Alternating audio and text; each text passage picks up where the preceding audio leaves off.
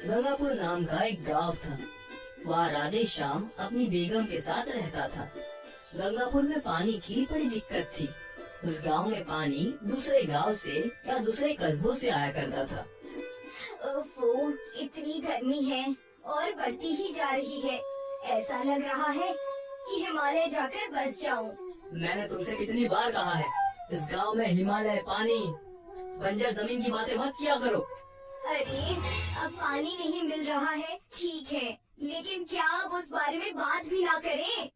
उतने में गांव के नायक और उनके आदमी वहाँ पर कई सारे ड्रम, टंकी और ठंडी पानी की बोतल लेकर वहाँ आते हैं। सुनो सुनो सुनो, आज हमारे गांव के नायक श्री केशव महाराज यहाँ पर आ रहे हैं।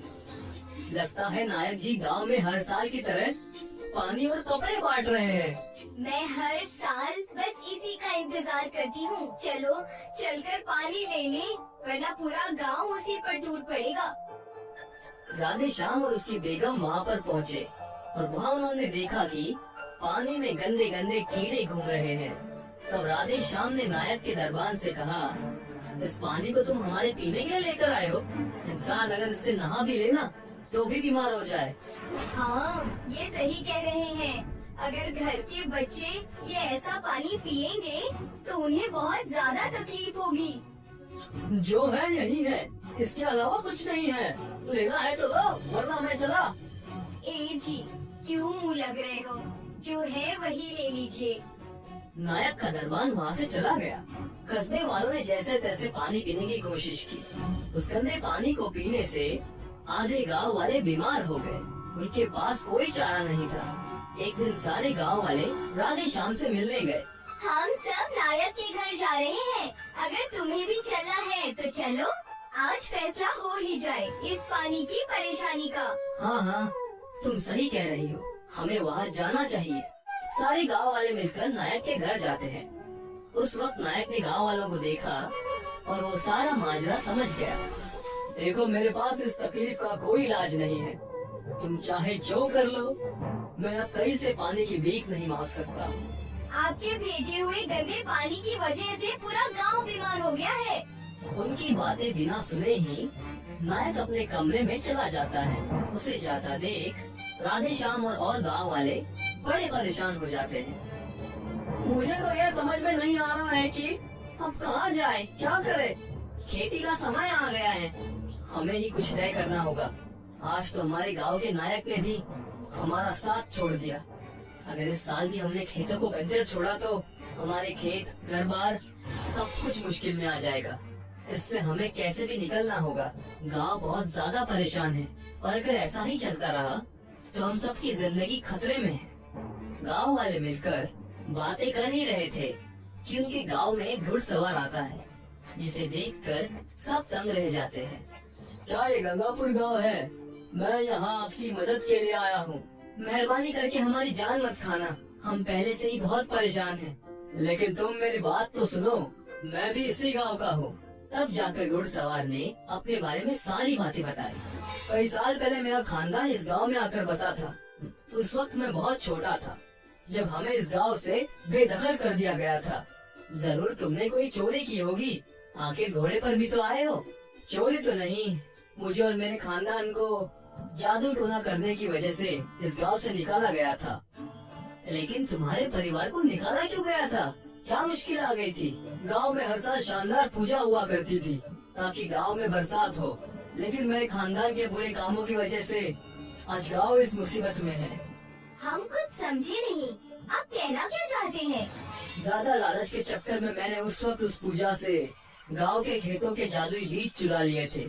ये बात जब पंडित जी को पता चली तो मुझे और मेरे खानदान को गांव से निकलवा दिया। उस पूजा के फल के बतौर भगवान ने हमें दुआ के तौर पर मुट्ठी भर जादुई बादलों के बीज दिए थे, लेकिन हमने भगवान की दी हुई दुआ चुरा ली और इसी वजह से हमें निकाल दिया गया। बादलों के बीज, ये क्या होता है?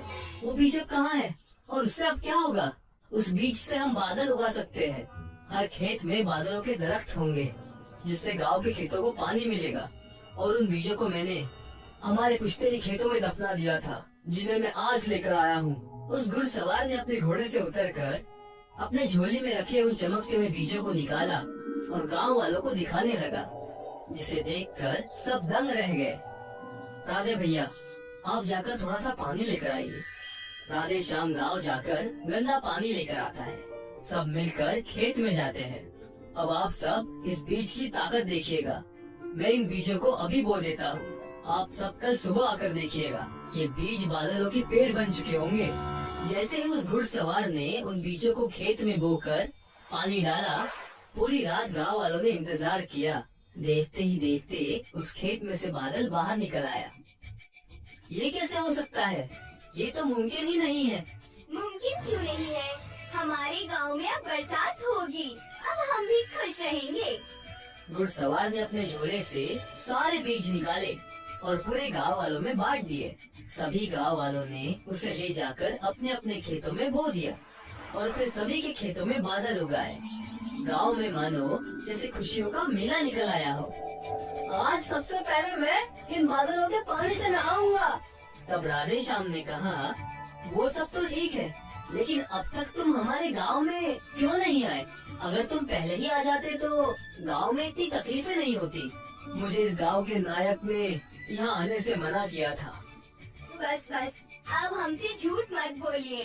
नायक जी बेहद अच्छे हैं। गंदा पानी ही सही, उन्होंने हमारी कई सालों तक मदद की है। अब ये बहुत ज्यादा बोल दिया तुमने। भला नायक जी ऐसा क्यों करेंगे? उस वक्त उस घुड़सवार की बात को सब टाल देते हैं। गांव वालों की खुशी का नायक को पता चल जाता है। तब वो अपनी चाल चलने को सोचता है। इन गांव वालों को हमें मुट्ठी में रखना ही होगा। मैंने ये भी सुना है कि रघु फिर से गांव में आ गया है और गांव वालों को बादलों के बीच दे दिए। जी आका, ये बात सच है। अब आपकी इज्जत कोई नहीं करेगा। उनके बादल उनके खेतों में जब रहेंगे तब ना। तुम जाकर सारे बादल चुरा लेना और हमारे घर के पीछे जो गौशाला है उसमें रखवा देना। याद रहे, ये काम तुम्हें सारे गांव वालों के सो जाने के बाद ही करना है। इससे क्या होगा आका? तो क्यों कहीं के तुम हमेशा ही ऐसे रहोगे क्या? बादल चुराने के बाद सारे गांव वाले हमारे कदमों में आ जाएंगे। नायक के नौकर ने सारे गांव वालों के खेतों से बादल चुरा लिए और नायक जी के घर के गौशाला में रखवा दिए।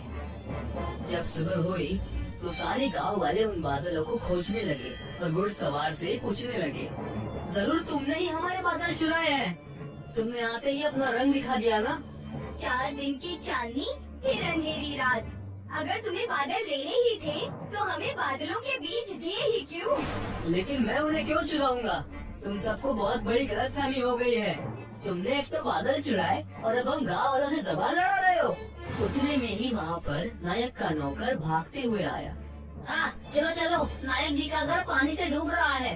नायक जी की जान खतरे में है। हम कुछ समझे नहीं, आखिर ऐसा कैसे हो गया? नायक जी ने अपने घर के पीछे गौशाला में तुम्हारे बादल चुरा कर रखवा लिए थे। इस वजह से उनके घर में बादलों की बारिश की वजह से बाढ़ आ गई है। और वहाँ जाकर देखते हैं नायक उस बाढ़ में फंसा हुआ रहता है। बचाओ, मुझे कोई बचाओ, वरना मैं यही खत्म हो जाऊंगा। मुझे तैरना नहीं आता। बचाओ बचाओ। नायक की मदद की आवाज सुनकर घुड़सवार और राधे श्याम दोनों उनके घर पानी में चले जाते हैं और नायक को बादलों की बारिश से बचाकर बाहर लेकर आते हैं। मुझे माफ कर देना, गद्दी की लालच के कारण मैंने ये फैसला लिया। मुझे माफ कर देना। तुम्हें माफ तो कर देंगे हम। पहले इन बादलों को सब अपने अपने खेतों में रखवाओ, उसके बाद तुम्हारा फैसला होगा। सबने बादल वहाँ से अपने अपने खेतों में लगवा लिए। इस नायक को हमें इसी हालत में छोड़ देना चाहिए। उम्र भर ये इसी गांव में रहकर पछताएगा, तब मजा आएगा। नायक को उसकी बुरी हालत में छोड़कर सबने घुड़सवार को गांव का नया नायक बनाने का ऐलान कर दिया और खुशी खुशी उस गांव में रहने लगे। आनंदपुर गांव में एक लाला जी थे। उनकी अंगूरों की खेती थी। उसकी रखवाली उनका नौकर बलदेव किया करता था। लाला जी कभी कभार वहाँ आया करते थे। क्यों बलदेव, सब कुछ कैसा चल रहा है? सब कुछ ठीक है लाला जी। मैंने कल ही फसल में कीटनाशक दवाई छिड़की है। और जो मैंने नए बीज लाए हैं वो कैसे हैं? बहुत अच्छे हैं। ये देखिए, उन बीजों से बड़े बड़े अंगूर हुए हैं। अच्छी बात है। बड़े अंगूरों से ही ज्यादा कीमत मिलेगी हमें। जी लाला जी। लाला जी ने बलदेव को पगार पर नौकरी दी थी। वो बहुत अच्छा इंसान था। उसके पास खुद की जमीन नहीं थी। वो लाला जी की जमीन पर किसानी किया करता था और इसके बदले लाला जी उसे तनख्वाह देते थे। रोज शाम को 6 बजे बलदेव अपने घर के लिए रवाना हो जाता। एक रोज की बात है, बलदेव खेत पहुंचा और उसने देखा कि कई सारे अंगूर के गुच्छे गायब हो चुके थे। कल यहाँ बहुत सारे अंगूर के पेड़ थे, अचानक कहाँ गायब हो गए पता नहीं। लगता है मुझे कुछ एहसास हुआ होगा कि यहाँ अंगूर लगे थे। खैर जाने दो। बलदेव ने ये बात अपने दिमाग में ज्यादा देर नहीं रखी और वो रोज की तरह अपना काम करने लगा और शाम होते ही वो घर के लिए रवाना हो गया। अगले दिन भी वही वाकया हुआ। उसे अंगूरों के खेत में अंगूर के गुच्छे कम नजर आए। ये कैसे हो सकता है? मैंने कल ही यहाँ पर अंगूर के बहुत सारे पेड़ देखे थे। कुछ तो गड़बड़ है यहाँ पर। लगता है कोई न कोई मेरे अंगूर चुरा रहा है। अगर लाला जी को ये बात पता चल गई तो वो मुझे नौकरी से निकाल देंगे। नहीं, मैं ऐसा नहीं होने दूंगा। मैं उस चोर को आज रात को किसी भी तरह पकड़ लूंगा। बलदेव ने फैसला किया कि उस रोज की रात वो अंगूरों के चोर को पकड़ के रहेगा। शाम के 7 बजे वो रोज की तरह अपने खेत से निकल तो गया, पर इस बार घर पर नहीं गया बल्कि पास में ही एक बड़ा पेड़ था, उसके पीछे जाकर छिप गया। उसके पास एक लाठी भी थी। आज रात को उस चोर की जमकर धुनाई करूंगा, फिर वो कभी भी मेरे अंगूर चुराने के बारे में सोचेगा भी नहीं। बलदेव की नजरें अपने खेतों पर ही टिकी हुई थी। आधी रात हो चुकी थी लेकिन चोर अब तक नहीं आया। अभी तक वो चोर आया क्यों नहीं? बलदेव परेशान तो था, फिर भी वो नजर गड़ाए बैठा था। आखिरकार सुबह के 6 बज गए। जैसे ही सूरज की रोशनी आई, कुछ परियां उसके खेत में आईं। बलदेव ने देखा उन परियों ने कुछ अंगूरों के गुच्छे लिए। तो ये परियां हैं जो मेरे अंगूरों को चुरा रही थी। बलदेव दौड़कर अपने खेत के पास पहुंचा। आप सब तो परियां हैं, आप लोग मेरे अंगूर क्यों चुरा रही हैं? तो इस फल को अंगूर कहते हैं। हमारे परी लोग भी ये फल नहीं उगते, लेकिन जब हमने इन अंगूरों को चखा हमें ये बहुत पसंद आए, तब से हम इन्हें लेकर खा रहे हैं। लेकिन आपकी वजह से मेरे मालिक मुझे नौकरी से निकाल देंगे। ऐसा क्यों? ये अंगूरों के बाग लाला जी के हैं। लाला जी हर महीने मुझे तनख्वाह देते हैं इन अंगूरों को उगाने के लिए। अगर आप लोग ऐसे ही सारे अंगूर खा जाएंगी तो वो मुझे तनख्वाह नहीं देंगे और नौकरी से भी निकाल देंगे। ओहो, माफी चाहते हैं, हम ये सब नहीं जानते थे, पर हमें ये अंगूर बहुत लजीज लगे। लेकिन हम तुम्हारे साथ भी नाइंसाफी नहीं कर सकते। हमारे पास एक उपाय है। क्या आप हमारे साथ हमारी दुनिया में आ सकते हैं? आप हमें वहाँ अंगूरों की खेती करना सिखा दें और बदले में हम आपको ढेर सारे सोने के सिक्के दे सकते हैं। सोने के सिक्के? हाँ, और फिर हम हमारे लिए अंगूर उगाना भी सीख जाएंगे। ठीक है, मुझे मंजूर है। बलदेव ने कुछ अंगूरों के बीज लिए। फिर परियों ने बलदेव का हाथ पकड़ा और बलदेव को अपने साथ ले जाने लगी और कुछ मंत्र पढ़े। मंत्र पढ़ते ही बलदेव भी परियों के साथ हवा में उड़ने लगा। वो परियों के साथ बादलों के ऊपर उड़ने लगा। परियां बलदेव को बादलों के बगीचे में ले आईं। इस बगीचे में बहुत ही खूबसूरत और रंग बिरंगे फूल उगे थे। ये तो लाजवाब है। बलदेव बगीचे को देखकर खुश हुआ। मेरी समझ में नहीं आ रहा है कि बिना मिट्टी के ये सब कैसे उग गए। ये बादल जादुई हैं। ये बिल्कुल जमीन की मिट्टी की तरह होते हैं। इस पर जो भी बीज डालेंगे वो धरती के बीज की तरह उग जाते हैं। बलदेव ने उन बादलों पर अंगूर के कुछ बीज डाले और उसके देखते देखते अंगूर फूटने लगे।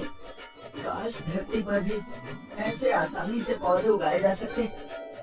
अंगूरों के पौधों को रोज पानी देना पड़ता है और तो और इनकी जांच भी करनी पड़ती है कि इनमें कोई कीड़े न लग जाएं। एक परी ने जादू किया और उनके सामने एक छोटा सा बादल आ गया।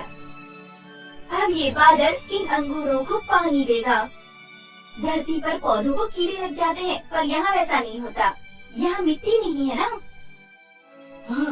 वो तो मैं भूल ही गया था। अब हम क्या करें? कुछ नहीं, वक्त पर पानी और अच्छी खुराक देने से ये पौधे अपने आप अंगूर उगाएंगे। बलदेव की बात जारी थी। बस इतनी ही देर में उसे अंगूर का एक गुच्छा नजर आया।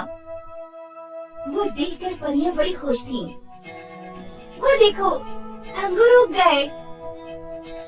अब हमें धरती पर जाने की कोई जरूरत नहीं है।